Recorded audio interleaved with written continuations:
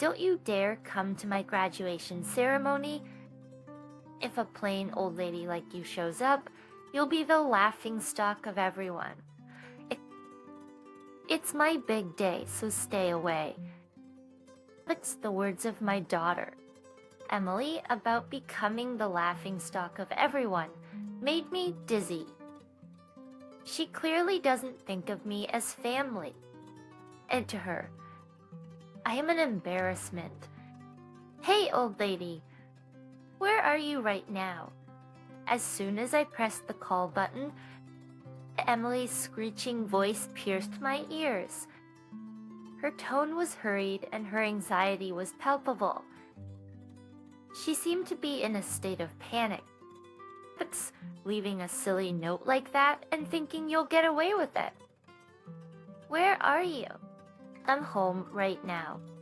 I could also hear the voice of my husband. Wait, Mark. Both were frantic. My name is Linda Johnson. I'm a 39-year-old housewife. I've been juggling a part-time office job at a local real estate agency, raising Emily and doing household chores for over a decade. I married Mark 12 years ago. He had Emily from his previous marriage. I met Mark at the workplace where I worked before we got married. I was working at a construction company, and Mark was there for sales. The site or company was tough on contractors, but Mark always came with a smile and a positive attitude, which I admired. I once recommended a product he was selling to my company. I wanted to be of help to him. As a result, his company got the contract. It led to us going out for meals several times, deepening our relationship, and eventually, he proposed. Emily accepted his proposal and started preparing for marriage, quitting my job in the process. Just before our wedding, Mark confessed that he was living alone with his 6-year-old daughter. At first, I thought it was a lie. It was hard to believe, but it was true. I met Emily a week before the ceremony. She was shy, hiding behind Mark and not coming out in front of me. That's when I decided I'll live with her for her. I thought I would make her a respectable adult. I decided to take care of her until she graduated high school.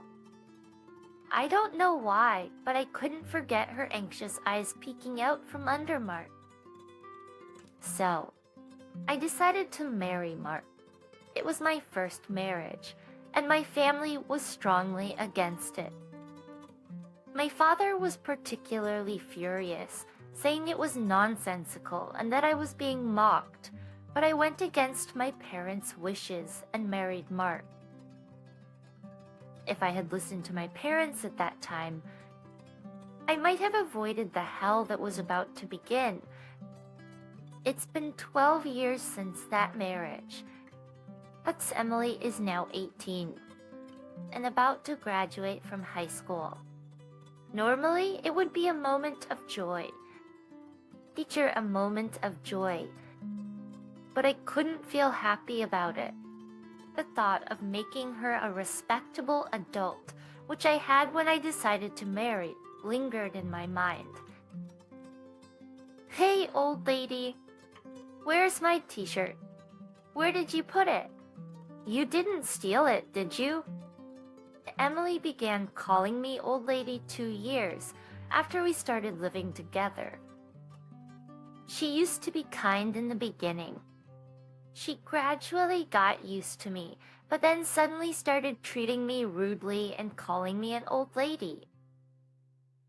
Is this the t-shirt you're looking for? I took it out of the folded laundry and handed it to Emily. Why did you wash it? What if it shrinks? Normally, you should take it to the cleaners. You're so clueless. Really so dense. Actually, I had hand washed and air dried the t-shirt, thinking the fabric would be damaged at the cleaners. But I couldn't say this to Emily, and all I could do was apologize. Emily snatched it from my hand, muttering, "You're so useless," before walking away. Her words were sharp, piercing my heart. I couldn't argue back, just bowed my head. I couldn't understand why Emily had become so harsh with me. Initially, I thought it was because she was teased about her father's remarriage, but that didn't seem to be the case. Around the same time, Burke's attitude towards me also changed. He used to be always smiling, like when he was selling, but lately he stopped smiling at home, becoming more sullen. He even started calling me, "Hey, you." Emily's behavior seemed to follow his lead. I thought maybe I was lacking in some way, so I tried not to cut corners with the housework and watched over Emily carefully. I wanted Emily to grow up to be a respectable adult. That contrary to my hopes, Emily's attitude toward me worsened day by day. Calling me an old lady had become the norm for her. I never heard words of gratitude from Emily anymore.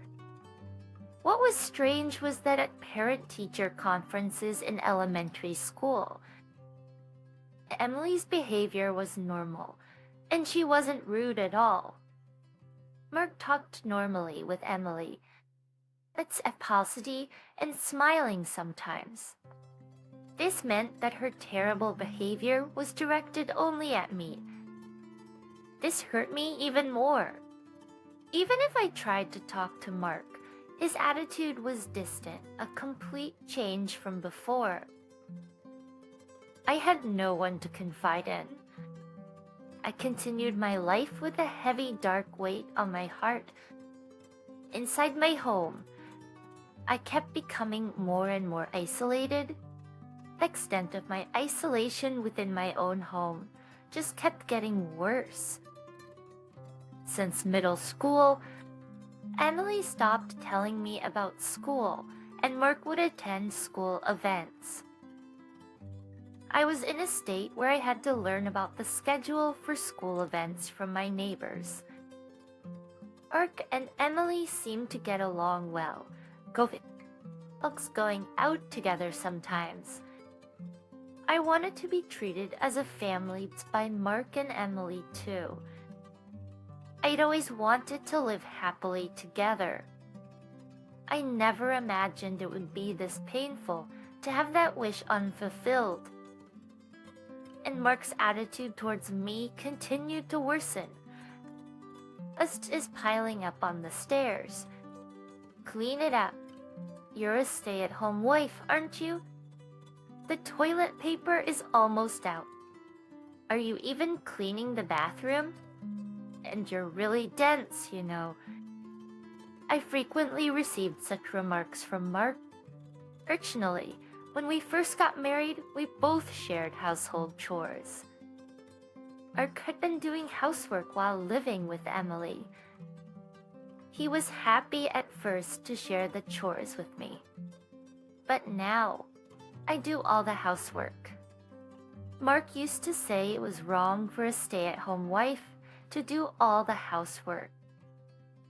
Emily was an easy child to take care of, but this somehow made things worse for me. When I tried talking to Mark, he just dismissed it as my lack of effort. In the end, everything was my fault. So the more I tried talking to Mark, the heavier my heart felt. He would nitpick my housekeeping, constantly criticizing, or can't even clean properly. No improvement after all these years. Do you lack learning ability? Mark looked down on me with disdain. All I could do was apologize. Mark sighed dramatically, as if exasperated. Even if you try hard, you won't be able to do it. That's why you get scolded, always saying you'll do it. But have you ever? Mark's words kept chipping away at my heart. As time passed, I remained worn out and Emily turned 18. I was curious about Emily's plans after graduation, but she wouldn't tell me. Neither would Mark. By then, I had stopped talking to Mark and Emily unless absolutely necessary. I overheard Emily and Mark discussing her future after graduation. I didn't mean to eavesdrop, but I wanted to know, so I listened until the end. I got it. I can go to college on a recommendation, and I even got a scholarship. Thanks to you, oh Dad. Thank you. I could hear the joy in Emily's voice. She never spoke to me like that. But for you, it's the result of your efforts. And all the housework we dumped on, that Den's housekeeper was worth it. Were they referring to me as the housekeeper? Yeah, she was a good outlet for stress. I heard their mocking laughter. Quietly, I left the spot and locked myself in the bathroom. It was the only place I could be alone. I crouched there, holding my head and cried to think that Mark and Emily saw me in such a light. I had endured for the past 10 years. No matter how much my heart nearly broke, I continued being Emily's mother and Mark's wife. Even when I felt at my limit and my heart screamed in pain, I forced myself to keep going. There were times I felt I couldn't get up, but I forced myself to, making lunch boxes, preparing breakfast, doing laundry, and other housework. Honestly, it hurt to even lie down. But if I did that, I feared I would never again be needed by Mark and Emily. Driven by this fear, I continued to live in exhaustion. Honestly, I don't remember much about this period. One day, after going shopping, a neighbor told me something shocking. Tomorrow was Emily's high school graduation. I couldn't admit I didn't know, so I just smiled vaguely and left. As soon as I got home, I collapsed onto the sofa. I had always thought about making Emily a respectable adult. The graduation from high school was supposed to be a milestone for that. Again, I was the only one left out. In this house, I'm forbidden to have a smartphone or use a computer. The only thing I have is a simple flip phone that can only make calls. Since Mark handles all the school communications, I don't have any mom friends. I had no way to get information about the school. Damped still. The success story and importantly tea, I learned about sports days and recitals, from neighbors or overheard children's conversations and secretly attended them. I wanted to properly attend the high school graduation and celebrate Emily's step into adulthood. While I was crying on the sofa, Emily came home from school. "Well, old lady, why are you loafing around? It's so gloomy. You make the whole house dark. Can't you do something about it?" Emily glared at me, even though it was her fault.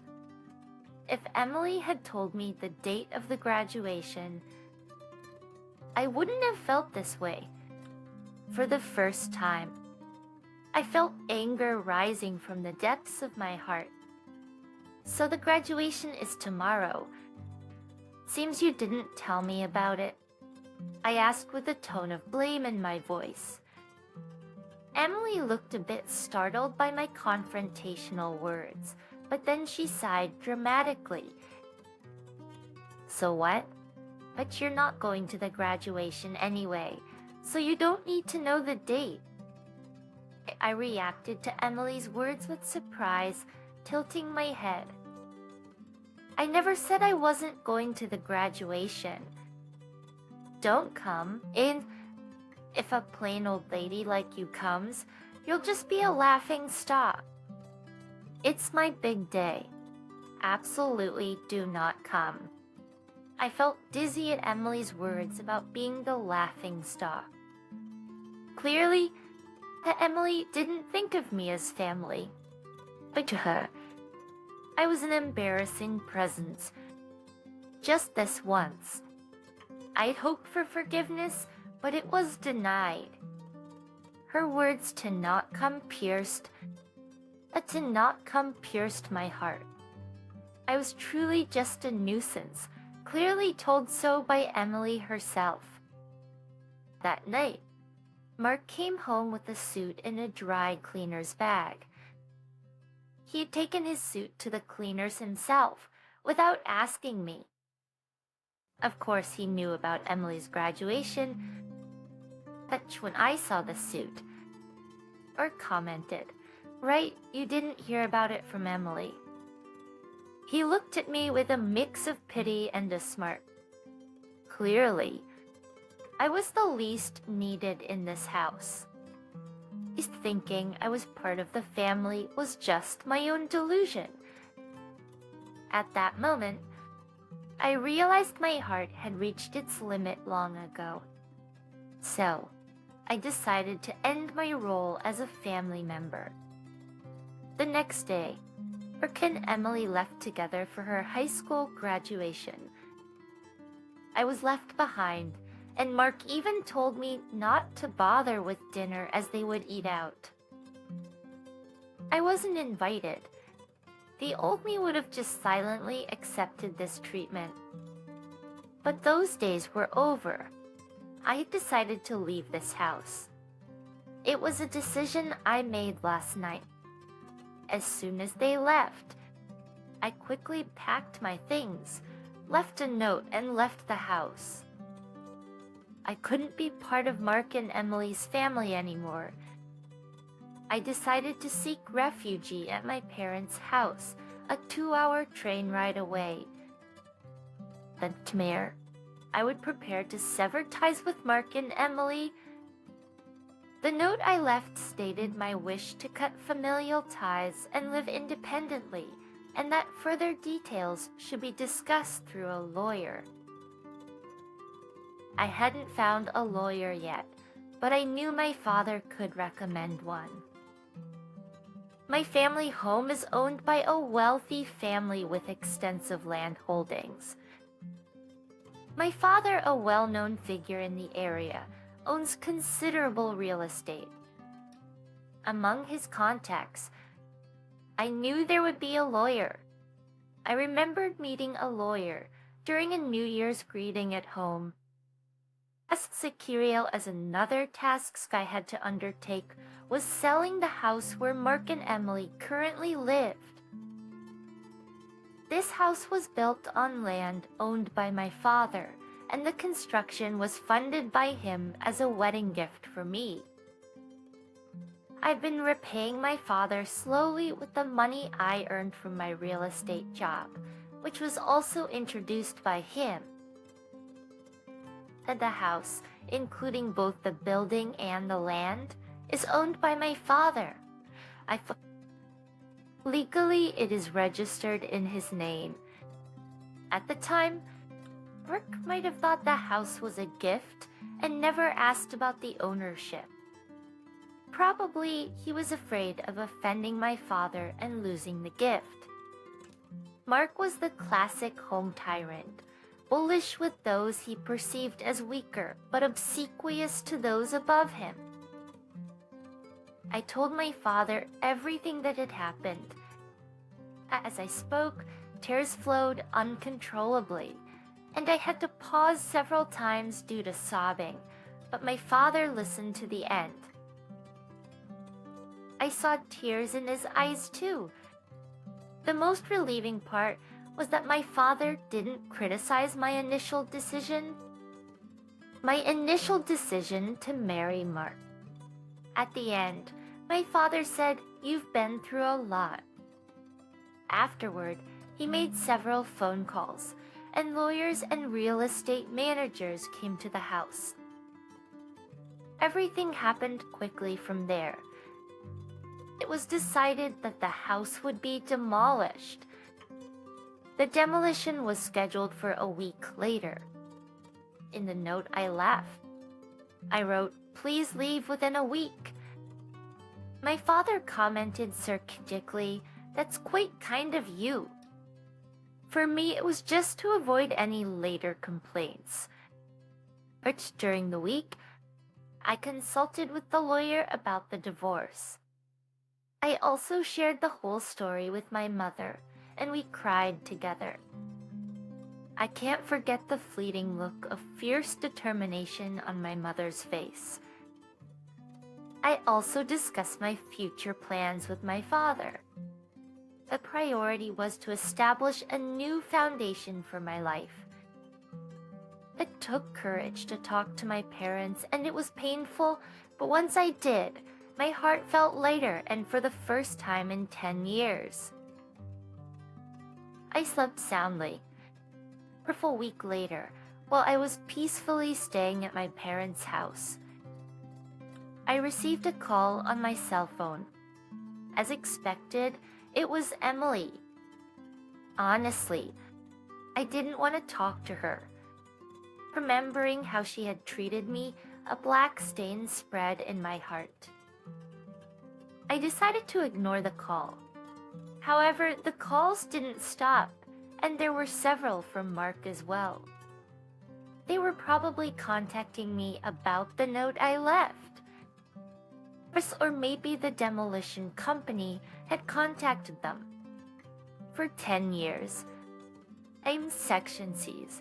Mark and Emily continuously called me old lady and you, exploiting my efforts and treating me like a mere tool.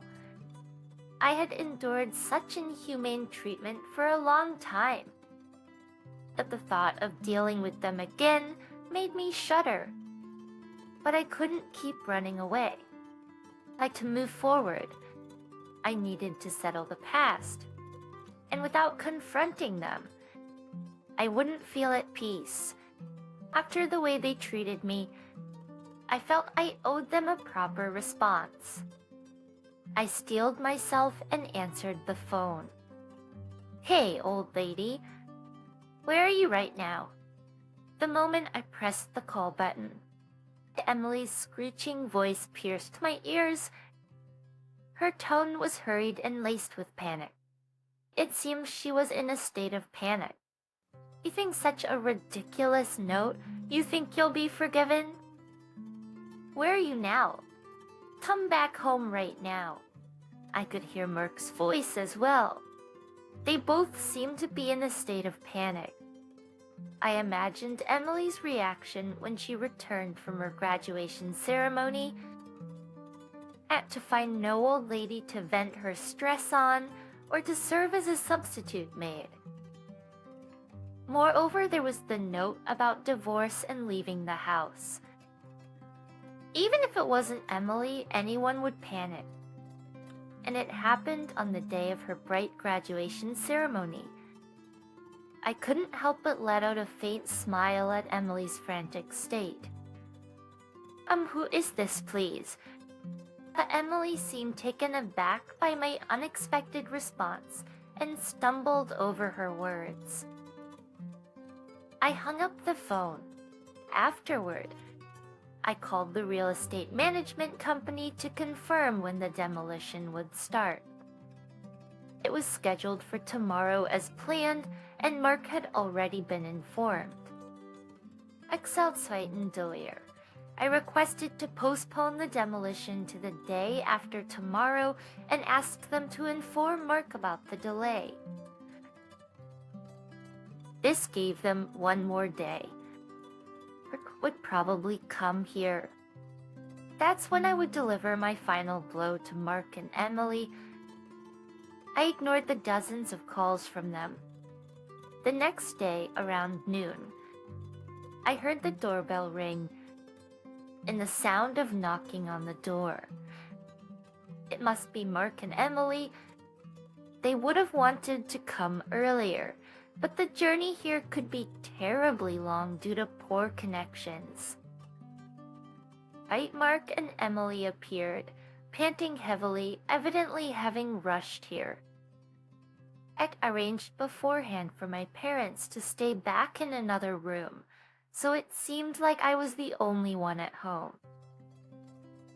I led Mark and Emily into the living room. Mark entered hesitantly, clearly uncomfortable around my father. My father is a wealthy and well-respected man in town with a commanding presence. He is, in a sense, a higher authority than Mark. On the other hand, Fetch Millie doesn't seem intimidated at all. She appears fully intent on overpowering me and bringing me back home. Emily plops down on a chair in the living room, crossing her legs and gesturing silently for me to sit opposite her. I take my time preparing tea, moving leisurely before finally sitting across from her. Emily, growing impatient, addresses me. "What's the meaning of all this?" Kirk, sitting next to her, places the note I had left on the table. I don't react, just silently meet Emily's gaze. She averts her eyes first, attempting to dispel the awkwardness with a laugh. "What was that Who's This act yesterday? Pretty poor performance." I continue to silently stare at Emily. She becomes visibly uncomfortable under my gaze, shifting in her seat and continuing. "Look, it's no use. A dumb old lady like you can't survive without us. You're nothing but trash." I almost react to her harsh words, but restrain myself, noticing the tremble in her voice. Emily is clearly bluffing. Mark has been silent, just watching how things unfold. "Stop being stubborn and come back home," Emily says, trying to confuse and coax me back with her cruel words.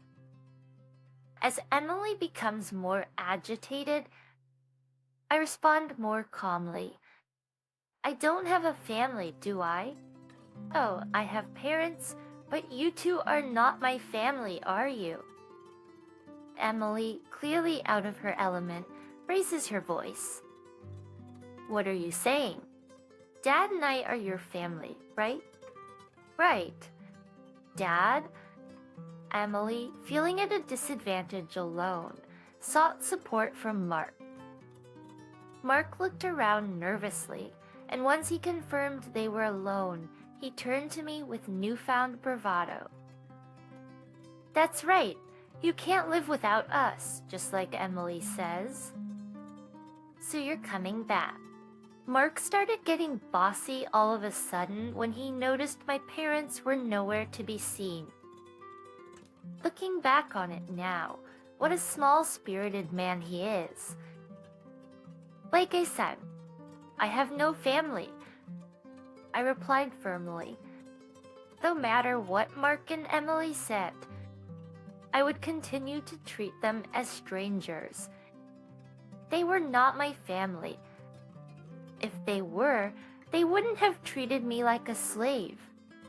A true family supports and helps each other, especially when someone is in trouble. But Mark and Emily were different. For 10 years, they treated me like a servant, a vent for their stress. They insisted this was normal, oblivious to how wrong and cruel it was, unconsciously oppressing me. I marvel at how I endured it for 10 years, almost impressed with myself. This started when I saw Emily peeking out from behind Mark's back. I had bound myself with the promise to raise her to be a decent adult. I endured and served them for this promise, at least until Emily graduated high school. I had decided that Emily's high school graduation and her moving on would mark the end of our relationship.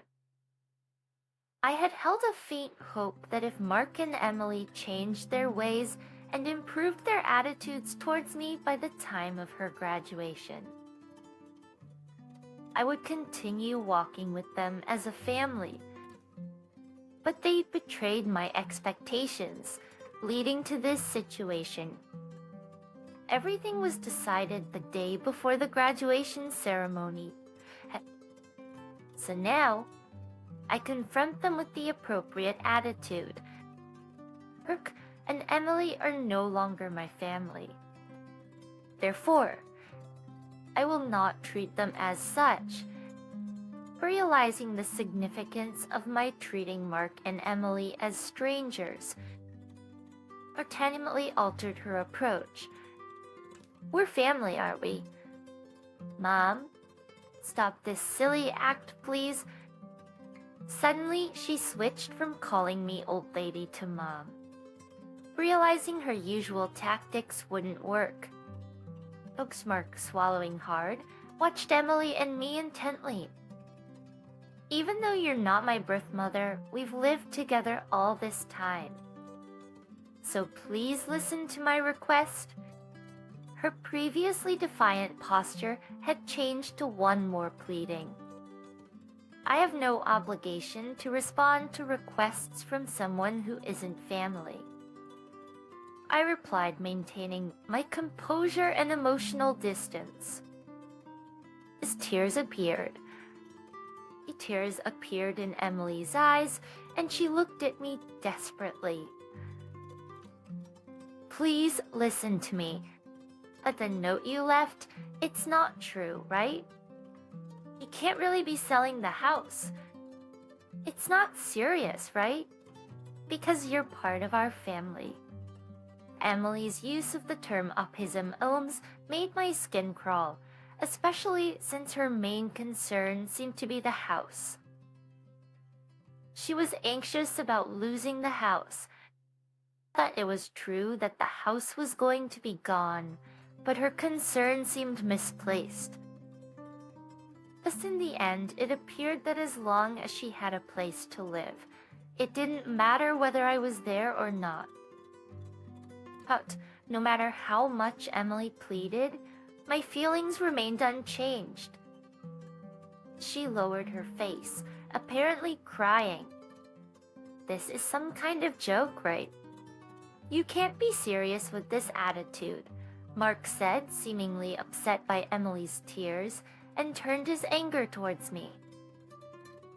What's with that note? Come back right now and stop the demolition. Mark was speaking rapidly, driven by anger. I can't do that. That to the decision has been made, I continued in a restrained voice. Do you think you can get away with doing this to your family? That's why I've been saying repeatedly that they are not my family. Neither Mark nor Emily seemed willing to listen. Please understand. I've already told you, we're not family. I wondered how many times I had to repeat the same thing. Suddenly, Mark stood up and slammed his fist on the table. Don't joke with me. I was startled but managed not to react. Who's joking? After not treating me as family for 10 years, you can't suddenly expect me to behave like one. It's impossible. I ended up raising my voice more harshly than I thought. I'm angry too. I don't show it in my attitude, but anger is bubbling up from deep inside me, about to erupt like magma. That's how unforgivable Mark and Emily's selfish actions were. They trampled on my 10 years of hellish suffering and my efforts to overcome it. I tried to become a family with Mark and Emily, but they rejected it, mocking and using me all this time. How lonely and painful it was to be left out. Oh, Mark and Emily wouldn't understand. I wished so many times to be treated like family, but my wish never came true. It took me 10 years to give up. Despite my continuous efforts to build a relationship as a family, as Emily's mother, this is the outcome. Like a self-mocking smile appeared on my face. Seeing my dry smile, Brooke and Emily stared at me in shock. Brooke seemed to lose his strength, slumping into the chair. These two, far from understanding my feelings, tried to use me until the very end. No matter how much I cared for Mark and Emily, they never cared for me. Even though I cherished them, they never cherished me. And then when they found themselves in trouble, they said things like we're family that they never meant, just to use me. It's just too convenient. I feel not just a headache, but even nausea. Why did I keep tolerating these people for 10 years? It's strange to think back on it, but there's no point in reflecting now. There's no future for the three of you, Simi Mountmark and Emily together anymore. But all I can do is make Mark and Emily acknowledge their guilt and pay for it. I won't expect or trust anything from Emily or Mark anymore. Mark stood up and apologized. I'm really sorry. Please come back. I beg you. Even with his apology, it doesn't touch my heart at all. I won't extend a helping hand, and I definitely won't think about living together. Just stop it. I'm no longer your family. I'm a stranger. Emily also began to apologize following Mark. We're family, so let's go home together. I'm just astounded by this self-serving talk. After treating me like a stranger for 10 years, what now? Come back because we're family. You thought I'd say yes? That's too naive. It's just not happening. It seems I'm no longer able to stay calm. I let my words flow, driven by emotion. The words that I would never have said before, harsh words, escaped my lips. These words I had held back out of consideration for Mark and Emily are now spilling out. I don't want to hear any excuses. I can't trust any words. I can't ever imagine us being a family again. At this point, I placed a piece of paper in front of Mark. It was a divorce paper, us already signed by me. Date on the divorce paper now. I'll go and submit it.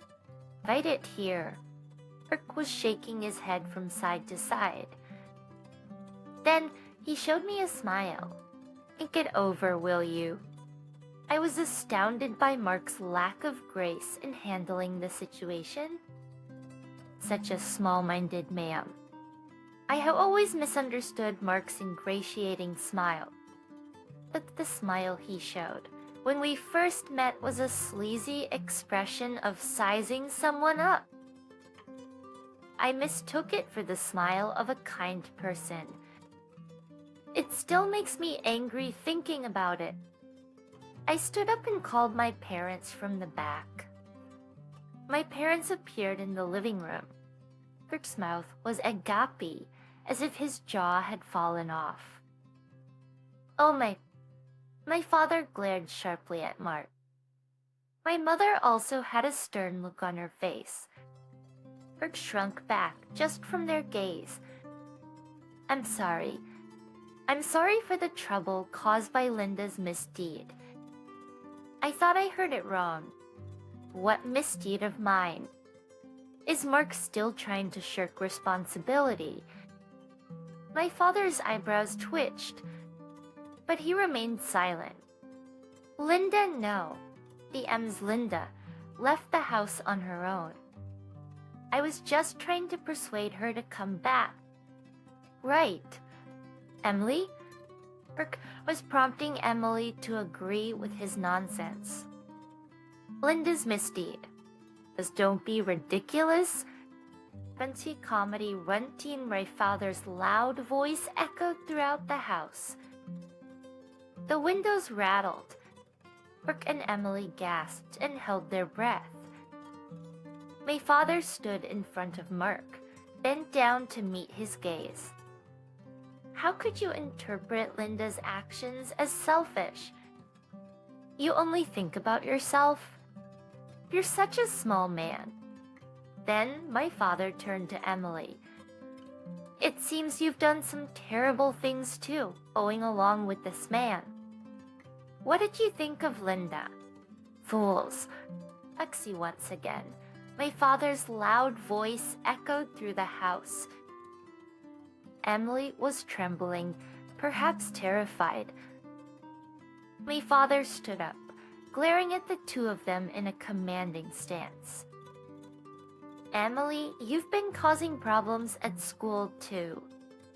I've looked into it, indeed through my father's connections.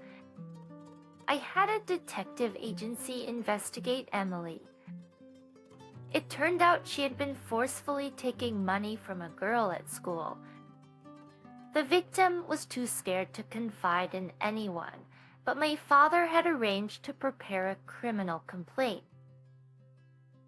Emily, just like how she looked down on me, was doing the same at school. Emily exclaimed, "That's a lie." Did she rat me out? I felt like I saw Emily's true nature. No remorse at all. She was only thinking about getting through this situation. Aren't you too? You've been embezzling money from the company. This was also discovered through the detective agency's investigation. Mark had been faking business trips, and I initiated this investigation to strengthen my divorce case, but it unearthed shocking facts about both of them. Why would you even? Is it her? Mark reacted the same as Emily. Though remorse. repent. They won't just face my punishment. They deserve social consequences too. Then my mother spoke up. All right, the discussion is over. Sign the divorce papers and leave this house as soon as possible. Mark, sobbing, kept muttering. I don't want to, but he seemed to give up when my father handed him a pen. He sat down, signed the divorce papers. I glanced at the clock. It was almost 7 p.m. Until the morning in this small town, there are no taxis. If they don't catch the last train, Luke and Emily won't make it to the demolition scheduled for tomorrow. They probably hadn't packed anything, thinking they could persuade me. As I hesitated to tell them, Emily suddenly blurted out something unbelievable in a sulky tone. But this divorce was your idea, right? Dad, you should get alimony.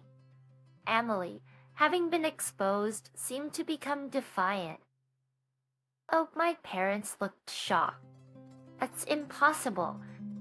What you've done is essentially domestic violence, a crime. Emily was momentarily taken aback, but then defiantly retorted, "Show me the proof." I placed a notebook on the table. This is a diary I started keeping since I got married. Emily glared at me with a scornful look. We don't even have a smartphone or computer. What kind of evidence could you possibly have? A diary is a valid form of evidence, you know? Not just video, audio, or pictures. Emily looked utterly astonished. That's right, even the lawyer acknowledged it. This diary is a substantial piece of evidence. Brooke and Emily, seemingly resigned, hung their heads in defeat. I dramatically checked my watch. Well, you've missed the last train going up. You won't be able to get home tonight. My mother looked at Mark and Emily with a smug expression. That's right. There are no taxis around here. I wonder if there's even a decent hotel nearby. Alright, we're done here. They'll get out now. Ike and Emily were hurried out of the house. From the second floor balcony, I could see them rushing towards the station, probably incredulous that the last train left so early.